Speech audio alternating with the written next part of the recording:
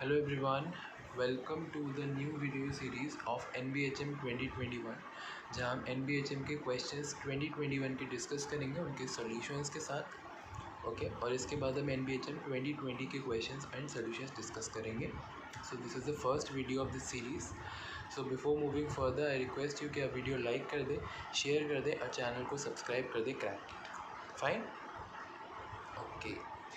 So we'll move to the first question. So first question हमें given था कि एक स्मूथ फंक्शन y एक सिंगल वेरिएबल का सेटिस्फाई करता है एक इक्वेशन को, डिफरेंशियल इक्वेशन को, और साथ में इनिशियल कंडीशन भी गिवन थी। तो हमें फाइंड करना था कि y की वैल्यू एट 1 क्या है। तो बहुत ही सिंपल सा क्वेश्चन आया था ये, मतलब बहुत ईजी स्टार्टिंग थी, क्योंकि आपको पता भी होगा कैसे, ठीक है ना। इक्वेशन में डिफरेंशियल इक्वेशन गिवन थी। सो सबसे पहले हम होमोजीनियस का कैरेक्टरिस्टिक इक्वेशन फाइंड करते हैं। वो हो जाती है m² - 2m + 1 = 0, ठीक है। इसको सॉल्व करेंगे तो m आ जाएंगे 1 एंड 1। तो कॉम्प्लीमेंट्री सोल्यूशन, अब क्योंकि सोल्यूशन रिपीट हो रहा है तो हो जाएगा c1 + c2x × e⁻x, e⁻1x, 1x को x भी लिख सकते हैं सिर्फ। So this is c1 + c2x, जहाँ c1 और c2 हमारे कॉन्स्टेंट्स हैं। अब हम फाइंड करेंगे इस 4 के लिए पर्टिकुलर सोल्यूशन। तो पर्टिकुलर सोल्यूशन के लिए 1 / डिफरेंशियल इक्वेशन टाइम्स 4 टाइम्स। अब हमने 1 को लिख दिया e⁻0x, और हम जानते हैं जब e⁻0x इस टाइप से फंक्शन होता है तो हम डायरेक्टली 0 सब्सटीट्यूट कर देते हैं अगर वो फंक्शन नीचे वाला 0 नहीं बन रहा। अगर 0 बनता है नीचे वाला फंक्शन तो ऊपर x से मल्टीप्लाई और नीचे वाले टर्म का डेरिवेटिव। तो 0 पुट किया तो 0 नहीं बन रहा, तो आगे हमारा आंसर 4, ठीक है। तो पर्टिकुलर सोल्यूशन हो गया 4। तो जनरल सोल्यूशन होता है complementary solution plus particular solution, तो हो गया c1 + c2x times e⁻x + 4। Simple था। अब जस्ट इनिशियल कंडीशन लगाई, डेरिवेटिव फाइंड किया।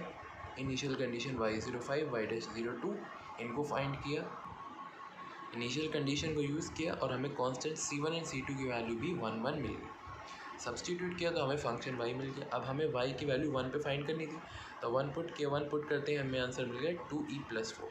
तो बस हमें यही आंसर एंटर करना था, तो इसीलिए इसका आंसर हो जाता है 2e + 4। तो बहुत ही सिंपल सा क्वेश्चन था, कुछ भी खास नहीं था, सिंपल डिफरेंशियल इक्वेशन जो हम सब जानते हैं कैसे सॉल्व करते हैं। Okay, let's now move to the second question. अब सेकंड क्वेश्चन कॉम्प्लेक्स एनालिसिस से था। क्वेश्चन था कि हमें लॉरेंट सीरीज एक्सपेंशन गिवन था जो एनुलस में वैलिड है, तो हमें a3 फाइंड करना है, यानी थर्ड टर्म दिस an, और ये फंक्शन है हमारा और ये उसकी लॉरेंट सीरीज़ हमें गिवन थी और हमें एनुलस में गिवन था। ये एनुलस बहुत इंपॉर्टेंट होता है क्योंकि लॉरेंट सीरीज़ हम इसी के बेस पे फाइंड करते हैं, ठीक है ना। तो देखते हैं कैसे करेंगे। तो सबसे पहले हमें फंक्शन जो गिवन था हमने उसको दोनों को सेपरेट कर दिया पार्शियल फ्रैक्शन लगा के, ठीक है। अब हमें जो एनुलस गिवन है वो है ये 1 mod z <2। तो वी वांट 1/z < 1 टाइप, ठीक है। तो हमने यहाँ से z कॉमन ले लिया, तो ये हो गया 1 - 1/z। ऐसा हमने इसलिए किया क्योंकि जब हम mod z को नीचे लाएंगे तो mod ऑफ 1/z < 1 बन जाएगा, और उस समय हम ये वाली सीरीज़ 1/1 - z वाली सीरीज़ को अब लगा सकते हैं। अच्छा, यहाँ से हमने -2 कॉमन लिया। अब आप सोच सकते हैं कि यहाँ हमने z क्यों कॉमन नहीं लिया, ठीक है। हम z कॉमन लेके 1/1 - 2/z भी कर सकते थे, मगर क्योंकि हमें जो एनुलस गिवन है वो इस टाइप से है, अगर हम z कॉमन लेते तो ये होता है 2/z, और वो 2/z 1 से बड़ा हो जाता, मगर हमेशा हमें <1 टर्म बनानी पड़ती। तो इसीलिए हमने -2 कॉमन लिया। माइनस इसलिए लिया जिससे 1/1 - z बन जाए, वैसे मेनली 2 है, तो जब हमने 2 कॉमन लिया तो ये बन गया z/2। तो जब 2 को डिनोमिनेटर में लाएंगे तो mod z/2 <1 बन जाएगा, और हमें वही चाहिए होता है। तो फिर हमें सीरीज़ पता है कि 1/1 - z होता है सीरीज़ z⁻n, बस इसको डायरेक्टली सब्सटीट्यूट किया तो ये बन गया 1/1 - 1/z। तो यहाँ पर सब्सटीट्यूट करके ये सीरीज़ बन गई। सेम 1/1 - z/2 में सीरीज़ ऑब्टेन करी तो ये बन गई। अब इसकी टर्म्स को सिंप्लीफाई करके लिख दिया, तो इस तरह टर्म्स बनेंगे। जो डॉट डॉट का मतलब है terms are increasing in both the sides, ठीक है। अब हमें a3 फाइंड करना था। अब a3 क्या था, a3 अगर हम देखेंगे तो z⁻3 का कोएफिशिएंट है, तो z⁻3 का कोएफिशिएंट यहाँ पे देख लिया, वो आ गया 16। तो हम -16 नहीं है, -1/16, तो बस a3 हो गया -1/16, वही हमें फाइंड करना था, ठीक है। तो हमें एनुलस बहुत इंपॉर्टेंट है, ठीक है। अगर सिर्फ हमें 1 < mod z गिवन होता तो हम अलग तरीके से सॉल्व करते, तो यहाँ पे 1 तो कॉमन लेते, मगर जब हम 2 की बात करते तो क्योंकि 1/z < 1 है तो 2/z भी होगा, तो उस हिसाब से हम दूसरी चीज़ कॉमन लेते, ठीक है ना। तो एक्चुअली हम 2 कॉमन लेते हैं, जैसे अभी भी हमने लिया है। तो ये एनुलस पे डिपेंड करता है कि हमें किस हिसाब से लॉरेंट सीरीज़ बनाना है, या फिर जो रीजन दे रखा है, ज़रूरी नहीं एनुलस ही हो, ठीक है ना। तो उस हिसाब से हम करेंगे, तो इसका आंसर हमारा आ जाता है -1/16। आपको पता होगा लॉरेंट सीरीज एक्सपेंशन कैसे फाइंड करते हैं, तो आपके लिए बहुत ईजी क्वेश्चन है। नेक्स्ट मूव करते हैं थर्ड क्वेश्चन पे। क्वेश्चन अभी टिपिकल नहीं था, बस आपको पता होना चाहिए, ये लीनियर ट्रांसफॉर्मेशन से था।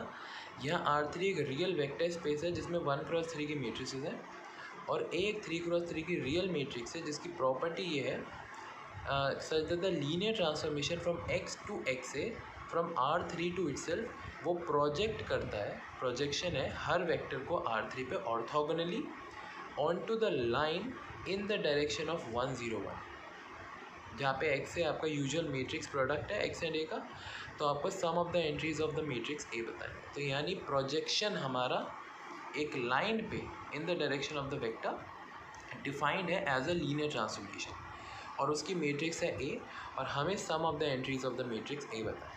तो जस्ट आपको प्रोजेक्शन पता होना चाहिए।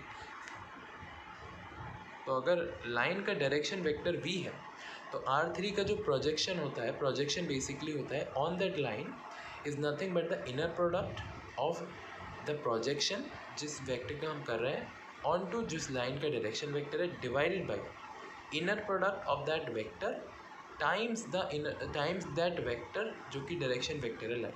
This is the inner product, sorry this is the projection formula, जो आपको पता है हम उसमें भी यूज़ करते हैं ग्राम-श्मिट प्रोसेस में। तो that are nothing but projections.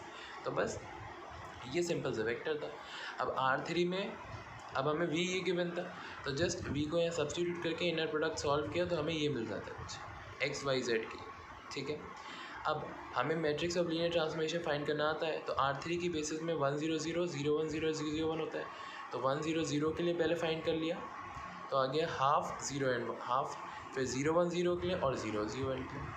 अब मैट्रिक्स कैसे फाइंड करते हैं, जो भी आया इन्हें ट्रांसपोज, इन्हें एज अ कॉलम वेक्टर की तरह लिख दो, तो हो जाएगा हाफ 0 1 0 0 0 एंड हाफ 0 1। तो बस वही हमारी मैट्रिक्स हो गई, हाफ 0 1 0 0 0 एंड हाफ 0 हाफ, यही हमारी मैट्रिक्स हो गई। और हमें क्या बताना था, sum of the entries of the matrix. तो सम क्या है, हाफ को 4 टाइम्स ऐड करना, दैट्स नथिंग बट 2। तो ये भी बहुत ज़्यादा इजी क्वेश्चन है। सो अभी तक तीनों ही क्वेश्चन बहुत ज़्यादा इजी रहे हैं, ओके। सो इसलिए इसका आंसर हो गया हमारा 2, okay. So we end our discussion over है। अब हम डिस्कस करेंगे आगे के क्वेश्चंस नेक्स्ट वीडियो में, जो कि कल आएगी, okay. Don't forget to watch that video, and कोई भी क्वेश्चंस हो, कोई भी सजेशंस हो, तो आप कमेंट सेक्शन में रख सकते हैं। And don't forget to like this video, share it with your friends and subscribe to the channel Crack GATE, because it's free and it's very very important guys. So you don't miss any notification from our channel. अगर video अच्छी लगी हो तो like कर दीजिए, share कर दीजिए, channel subscribe कर दीजिए, and I will see you soon again in a very next video. So thank you very much and all the very best.